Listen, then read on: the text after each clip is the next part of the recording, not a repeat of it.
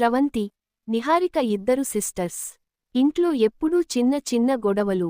నా డ్రెస్ వేసుకోకు, నా చాక్లెట్ తినకు, అమ్మ ఎప్పుడూ నవ్వుతూ, మీరిద్దరూ ఒకరికి ఒకరు ప్రాణం అనేది.